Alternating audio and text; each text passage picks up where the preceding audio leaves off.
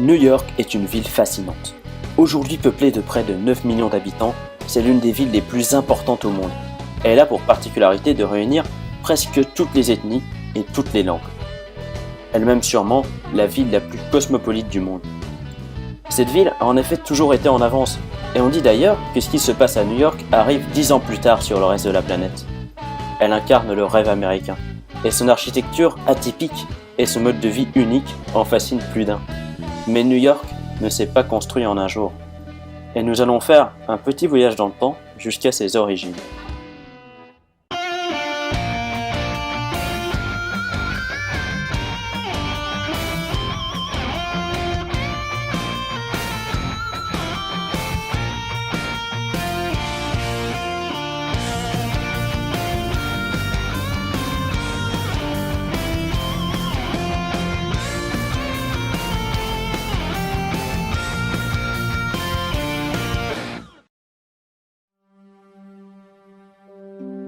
En 1609, le voyageur Henry Hudson, engagé par une compagnie néerlandaise, cherche un chemin vers la Chine et passe donc par l'océan Atlantique, un peu comme avait voulu le faire Christophe Colomb par exemple. En découvrant l'énorme baie de Manhattan, d'ailleurs vous reconnaîtrez ici l'origine du nom de Manhattan, il se rend compte du potentiel qu'a cette île. À ce moment-là, elle est surtout constituée de verdure et de montagnes. Il continue à naviguer jusqu'à la fin du fleuve qui porte aujourd'hui son nom, l'Hudson River. Et le néerlandais Peter Minuit achète l'île aux Amérindiens en 1626 pour l'équivalent de 24 $, en prenant compte bien sûr que 24 $ de l'époque vaudraient un peu plus aujourd'hui. La ville est donc fondée par les Hollandais et porte le nom de la Nouvelle-Amsterdam. Mais dès le début, cette ville se distingue des autres. En effet, elle avait pour but de se faire de l'argent grâce au commerce de la fourrure ou des esclaves, contrairement aux fondateurs de Boston ou de Philadelphie, qui eux voulaient simplement pratiquer leur religion librement. Dans l'urbanisme également, on retrouve des similitudes avec aujourd'hui. Les maisons sont collées les unes aux autres dans des petites rues droites et verticales. Et niveau diversité, on parlait déjà 18 langues dans les rues. On parlait français, allemand, espagnol, anglais. Finalement, les Hollandais étaient presque devenus minoritaires. En 1664, la flotte anglaise débarque et colonise l'île. Il faut dire que les Hollandais ont peu résisté. La Nouvelle-Amsterdam est donc officiellement rebaptisée New York par les Anglais, en l'honneur du duc d'York qui était le frère du roi d'Angleterre. En 1699, le grand mur construit à l'époque par les Néerlandais, qui servait de frontière et de protection, est détruit pour y construire des maisons et y dessiner une rue, qui sera donc baptisée Wall Street, la rue du mur. En 1764, les Anglais fondent le King's College, une université assez prestigieuse, une des premières aux États-Unis. Il ne reste plus grand-chose aujourd'hui du bâtiment, puisque l'université a bien évolué. Elle a même changé de place, et nous la connaissons aujourd'hui comme l'université de Columbia.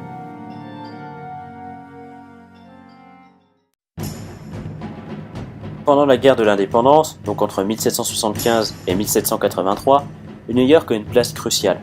C'est un désastre, elle concentre des milliers de morts, et le grand incendie de 1776 ravage le quart de la ville. Beaucoup d'événements ont lieu à New York à ce moment-là, mais je ne m'étendrai pas sur le sujet. Les Anglais capitulent à la fin de la guerre et New York devient enfin américain. La ville a même été la capitale des États-Unis pendant une courte période.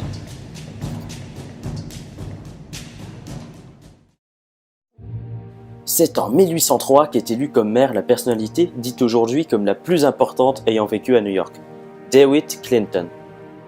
Vous le savez peut-être, mais New York fonctionne d'une manière très simple.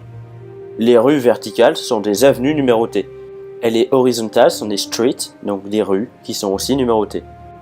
Eh bien c'est cet homme qui en est à l'origine. Il désigne un plan quadrillé en damier, on appelle ça en fait un plan hippodamien, qui consiste, comme sur un damier ou un échiquier, d'avoir des rues verticales et horizontales qui se croisent en angle droit, comme on peut le voir dans la plupart des villes américaines. Ce plan, il s'agissait du plus grand plan à damier jamais imaginé, puisqu'il s'étendait jusqu'au nord de l'île. Il prévoyait ainsi 16 avenues et 155 rues qui montent jusqu'au nord, et commençant juste après la ville déjà existante. C'est pourquoi le sud de Manhattan est un peu plus étroit et moins rectiligne que le reste de l'île. C'est en fait la zone la plus ancienne, tout simplement. En plus, ce plan est très simple car n'importe qui peut retrouver son chemin. Il s'agissait donc du plan hippodamien le plus audacieux et le plus visionnaire jamais vu auparavant. La révolution industrielle à New York est bien plus intense que les autres. Aucune ville américaine ne se développe aussi vite. Aucune ville n'attire autant de monde et si variée. Toute l'Europe qui n'arrive pas à vivre chez elle vient immigrer aux États-Unis. Et donc à New York, étant donné que c'est le plus grand port et c'est aussi la porte d'entrée du pays. Mais aussi parce qu'elle demande beaucoup de main-d'œuvre pour se construire.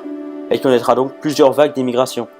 Chaque communauté, les Allemands par exemple, ou encore les Irlandais, les Français, ou les Italiens un peu plus tard, créent leur petite communauté et leur propre quartier au sein de la ville.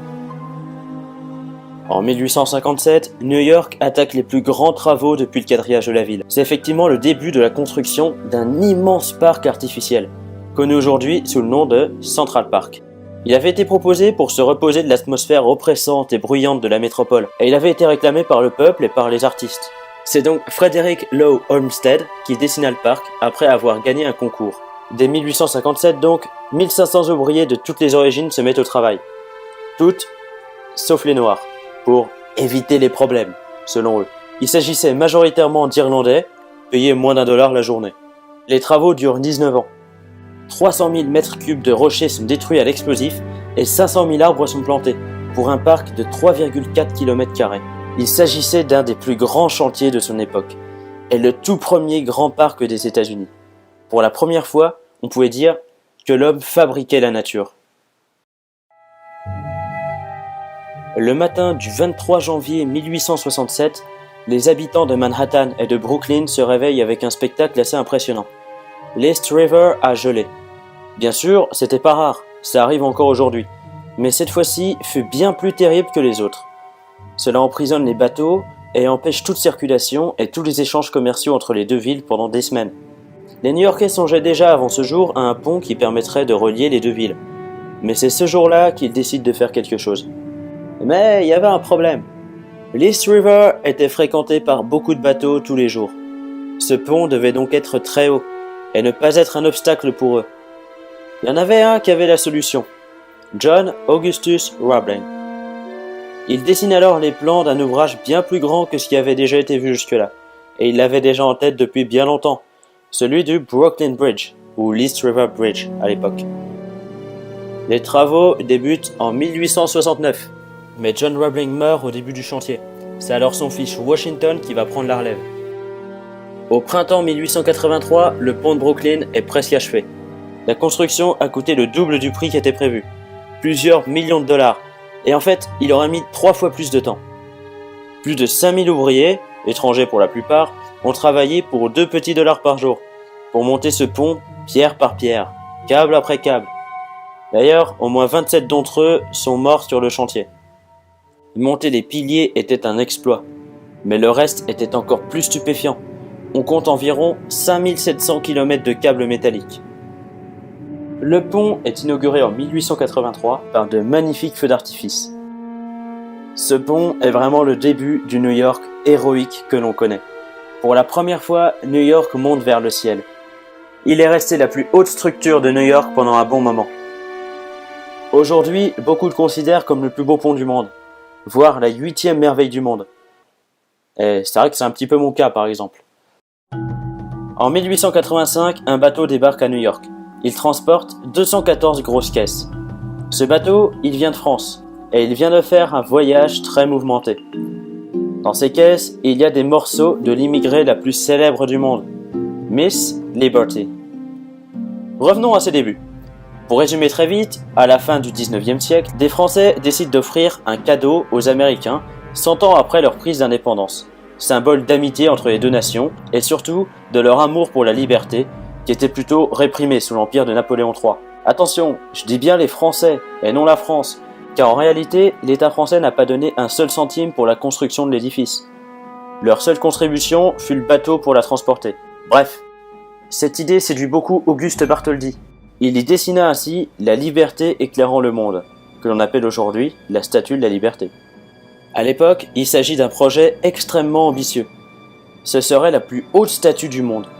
Elle fut entièrement financée par les Français, par les personnalités notamment, qui ont pu organiser des galas ou encore par la vente de billets de loterie, ou par des miniatures de la statue. On peut noter des dons également.